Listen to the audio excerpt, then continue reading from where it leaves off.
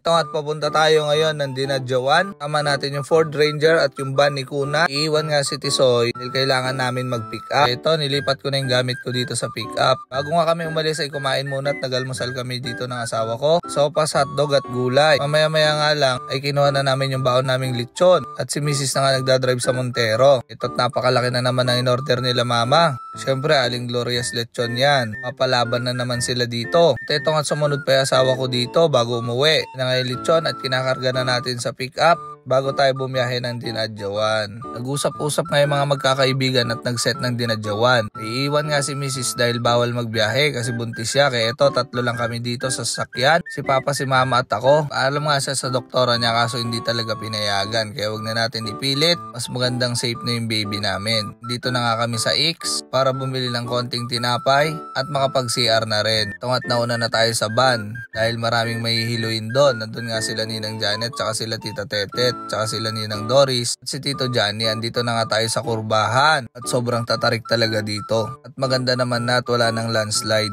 Ito lang ang napakaganda dito sa Ford Ranger ay talagang comfort at talagang napakalambot imaneho para ka lang nakakotse. Lalo na electric steering wheel niya. Kaya napakasarap ikurbahan. Ito nga pala yung pinakamalalim dito at napakataas din na akyatin nito pag pauwi. Ito ay hindi mo kailangan magbabad sa preno. Kaya naman, okay na engine brake. Pag matic nga, nagmamanual ako dito. Ginagamit ko yung plus minus ng automatic. At mamaya-maya nga lang, andito na tayo sa Dinadjawan. Napakabilis at napakalapit lang talaga sa amin nito. 3 oras nga lang ay nandito na kami. Lagi nga silang busy, lalong-lalo na sa mga negosyo namin. Nakapag-isip sila na mag-Dinadjawan na lang para mas malapit at makauwi rin agad. Papadagat na nga tayo ngayon. Ito ang unang dagat natin itong 2024. At syempre, andito tayo sa Agri, The Elmers na kasi nagpalit na sila ng pangalan. Dito nga ay napaka-paborito namin dahil talaga makakaligo at masusulit mo ang dagat dito. Di naman ganda ng resort ang pinunta namin kung hindi yung dagat talaga. Amin na rin kami nasubukan na resort dito ay napakaganda at napakasulit naman talaga pero medyo malayo at mabato nga yung dagat.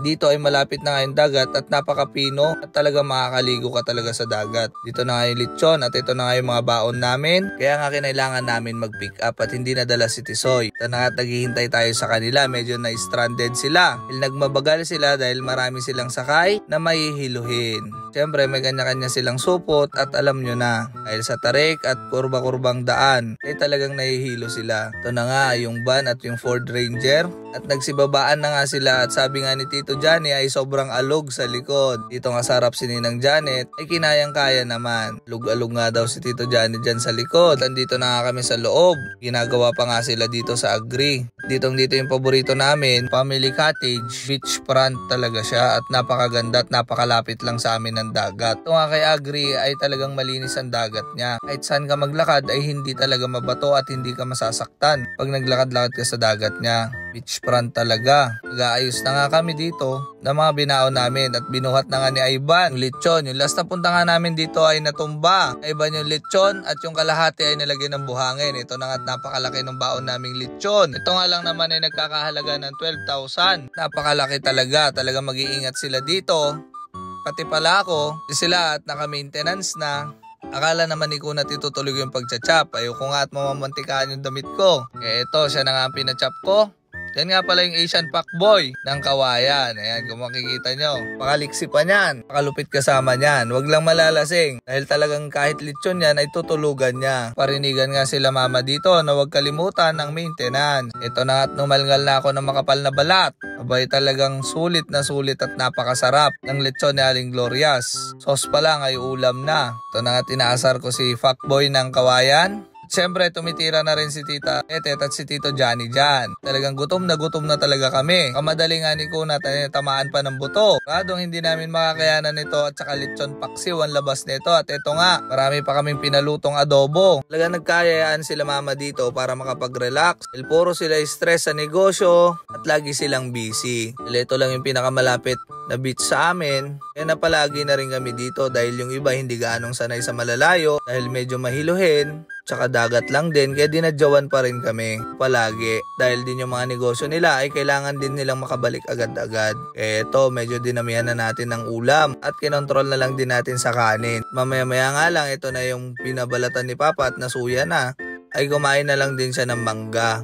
Ayan, kitang-kita nyo naman napakaganda ng dagat dito sa Agri. Best talaga dito sa Dinadjawan. Ito na nga yung mga mangga. Siyempre may adobo pa rin. Medyo naumay nga tayo sa karne. At siyempre may piniprito pa rin si Kunat dito. At ito na nga yung isda na nabili namin sa bangka. Dumating at may pumaradang bangka, kabili na naman sila papa dito. Mamaya na nga lang daw nila lulutuin. Tinanong ko pa nga kung ano pang meron. Ay kaso gusto ko rin sanang bilhin itong malaking isda. Hindi daw pwedeng sabawan at pang prito lang daw ito. Hindi kabisado ni papa. Kaya sinabi niya na wag na lang at mamaya na lang daw. Mamalengke na lang daw sila. Medyo kokonti nga lang nakuha ni kuya sa dagat dahil ito lang yung pinakita niya sa ating isda na huli niya. Ito nga ipalakad-lakad na tayo para mabilis matunaw yung kinain nating lechon. Tanyo naman yung dagat na yan, napakasarap mag-relax. Puro trabaho, negosyo, huwag nyo rin mamasyal at mag-beach para naman kahit papano makapag-relax, kahit papano mawala ng stress. Napakasarap talaga dito sa Dinadjawan. Lipas din ang mga problema, lahat mabibigyan ng solusyon sa tamang panahon. Ang mahalaga ay hindi ka bumibitaw sa Panginoon. Hindi ka magiging matatag kung wala kang problema. Kaya laban lang dahil may kasabihan, habang may buhay may pag-asa. Huwag mong pansinin at dibdibin ang mga taong may galit at inggit sa'yo. May problema yan sa pag-iisip, hayaan mo silang mabaliw. Kaya mag-enjoy tayo na mag-enjoy dito. Kita nyo naman yan, napakalayo na namin sa white sand. Pero kitignan nyo naman, kayang-kaya pa rin namin maligo. At talagang masusulit nyo dito sa Agri. Ang mabato, masakit sa paa. Napakaganda, hindi matataas ang alon at napakakalmado lang ng dagat dito at talaga magre-relax ka. Kita nyo naman yan. Napakasarap at napakasulit maligo talaga dito sa dagat. Yan na nga si Ivan, si Papa kasama ko rin dito. Ayang sisid lang oy namin dito. Sayang at hindi nakasama yung mag-ina ko. Kaya nangako na lang ako. Go hotel at magsiswimming na lang kami sa Kawayan. Ito na nga at kasama ko sila Justin, si Ivan, si Papa. At kasama rin namin sila Tito Johnny dito naliligo. Sobrang tuwa nga nila, lalong-lalo na sana yung anak ko kung nakasama. Dahil sobrang hilig nun sa dagat. Bandang hapon na nga ito at talagang hindi na maaraw. Napakasarap na magbabad. Medyo hinihingal na nga tayo sa busog. Kaya tamang floating na lang tayo dito. Pa nga si Papa at napakalayo namin. Pero hanggang leg lang namin. Eh na nga si Tito Johnny ay sobrang tuwa dahil first time niyang pumunta dito sa Dinadjawan at sa Baler lang daw siya nakapunta. Ito na nga. Napakalinis at wala talagang kabato-bato. Napakaliliit ng alon. Napakasulit na naman talaga ng pagpunta namin dito. Nandun nga si Ivan. Napagod ng lumangoy kaya umahon na kami. Dito nga kung ano-anong hinahanap. Naghahanap pa yata siya ng mga shell. Wala nga gaanong naka-check-in. Halos kami-kami lang. Kaya nga rin naisipan mag-beach ng mga magkakaibigan. Kasi nga luluwas na si Tito Johnny at dun siya na destino sa Pampanga. Kaya nagbanding na lang muna sila. So yan, hanggang dito na lang.